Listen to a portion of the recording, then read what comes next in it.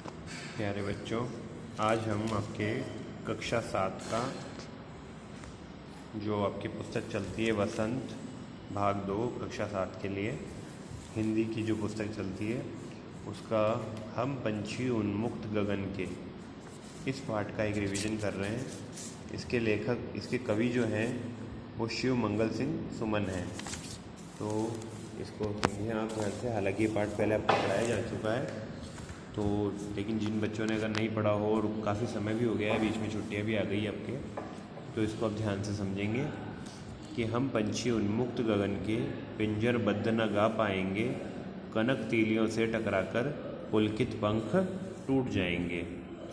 तो ये कहने का मतलब है कि पक्षियों की व्यथा बताई गई है कि पक्षी जो है वो उन्मुक्त गगन में उड़ने वाले पक्षी। उन्मुक्त का मतलब है कि उनको कोई तरह का बंधन नहीं होता है पक्षियों को, और गगन का मतलब है आकाश में। तो पक्षी जो है वो आकाश में उड़ते हैं बिल्कुल उन्मुक्त भाव से, यानी उन पर कोई तरह का बंधन नहीं होता है। तो ये कह रहे हैं कि ऐसे हम जो उन्मुक्त गगन में उड़ने वाले पक्षी हैं वो पिंजरबद्ध न रह पाएंगे, पिंजरबद्ध न गा पाएंगे, यानी कि हम पिंजरे में बंद होकर के हमारी जो आनंद है, हम जो चाहते हैं वो सब नहीं कर पाएंगे। कनक तीलियों से टकराकर, भले ही वो सोने का ही पिंजरा क्यों ना हो। कनक का मतलब होता है सोना, और तीलियाँ मतलब पिंजरे की जो दीवारें होती है वो। तो टकराकर पुलकित पंख टूट जाएंगे, हमारे जो कोमल पंख हैं वो टूट जाएंगे, क्योंकि हम उससे बाहर निकलने का प्रयास करेंगे बार बार, और वो सोने का जो पिंजरा है उससे टकरा करके हमारे पंख टूट जाएंगे। हम बहता जल पीने वाले, अब हम पानी कैसा पीते हैं भाई? नदी का पानी पी लिया, जो बारिश के बाद का पानी बहता रहता है वो पी लिया। मर जाएंगे भूखे प्यासे, हम लोग भूखे प्यासे मर जाएंगे, लेकिन हम लोग बहता हुआ पानी पीने वाले लोग हैं, तो हम उस कटोरी में रखा हुआ पानी नहीं पिएंगे। कहीं भली है कटुक निबोरी, कनक कटोरी की मैदा से। और कहीं भली है कटुक निबोरी, यानी कि कड़वी जो निबोलियाँ हैं वो हमारे लिए बहुत अच्छी हैं,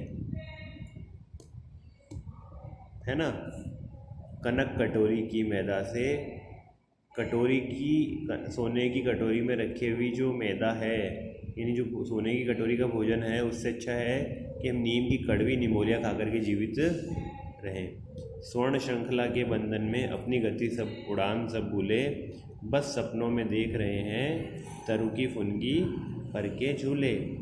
तो इस सोने के पिंजरे में बंद होने से हम अपनी सारी गति उड़ान भूल गए हैं, बस सपनों के अंदर ही देख रहे हैं। क्या देख रहे हैं? कि हम तरु की फुनगी पर बैठे हुए हैं। फुनगी मतलब डाल। तो हम उस तरु की डाल पर बैठे हुए हैं, पेड़ की डाल पर बैठे हुए हैं, यह हमने पंखों के झूले पर आनंद ले रहे हैं। ऐसे थे अरमान कि उड़ते नीले नभ की सीमा पाने। हमारे ऐसे अरमान थे, हमारी इच्छा तो ये थी कि हम इस नीले आकाश की जो जहाँ नीलापन दिखाई देता है ना, उस जगह तक हम जाएं, उसकी सीमा का पता लगाए कि आकाश कहाँ तक है ना। और लाल किरण सी चोंच खोल छुपते तारा का अनार के दाने, और हमारी जो लाल किरणों जैसी लाल लाल चोंच है उससे हम अनाज के दाने खाएं, अनार के दाने खाएं। कौन से अनाज के दाने? जो ये तारे हैं ना, तारे, ये उनको क्या लग रहे हैं? अनार के दानों की तरह से लग रहे हैं। आगे देखिए, होती सीमाहीन क्षितिज से इन पंखों की होड़ा होड़ी, यानी क्षितिज का मतलब होता है बेटा वो स्थान जहाँ धरती और आकाश मिलते हुए दिखाई देते हैं। तो होती सीमाहीन क्षितिज से, यानी कि क्षितिज के ऊपर हमारी जो है उड़ान होती है यार, इन पंखों की होड़ा होड़ी, यानी हमारे पंख जो हैं वो इस तरह से होड़ करते कि हम क्षितिज तक उड़ सकें। या तो क्षितिज मिलन बन जाता या तनती सांसों की डोरी, या तो क्षितिज का मिलन हो जाता हमारे पास में, या तो हमको क्षितिज मिल जाता, या हमारी सांसों की डोरी तन जाती। नीड न दो चाहे टहनी का, आश्रय छिन्न भिन्न कर डालो, लेकिन पंख दिए हैं तो आकुल उड़ान में विघ्न न डालो।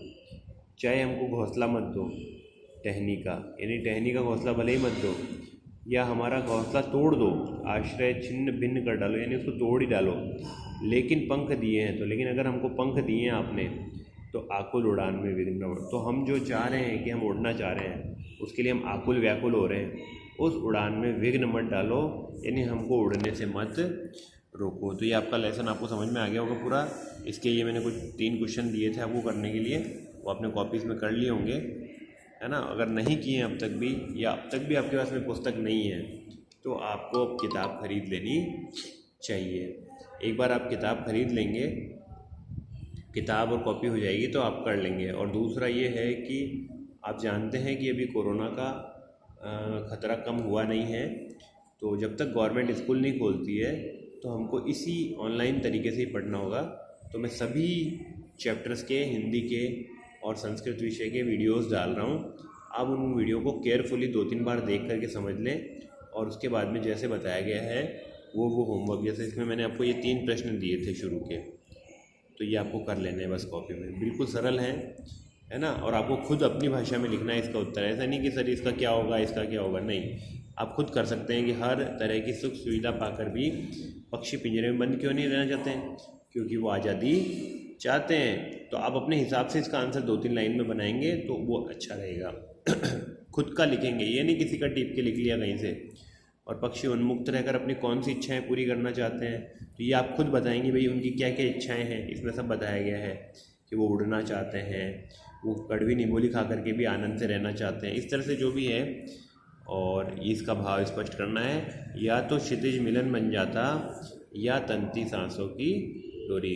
कि या तो क्षितिज मिलन बन जाता, मतलब कि या तो वो उड़ते उड़ते क्षितिज को प्राप्त कर लेते, अपने लक्ष्य को प्राप्त कर लेते, या फिर उनकी मृत्यु हो जाती। इतना ज़्यादा उड़ते तो वो थक जाते, थक करके भूखे प्यासे मर जाते, लेकिन फिर भी वो आज़ाद ही रहना चाहते हैं। ये इसमें इसका कविता का सबसे मूल भाव यही है कि जो पक्षी हैं वो आनंद से, आज़ादी से रहना चाहते हैं। तो आपको समझ में आ गया होगा। तो आज के वीडियो में इतना ही। आप इसका वर्क ज़रूर कंप्लीट कर लें। थैंक यू बेटा।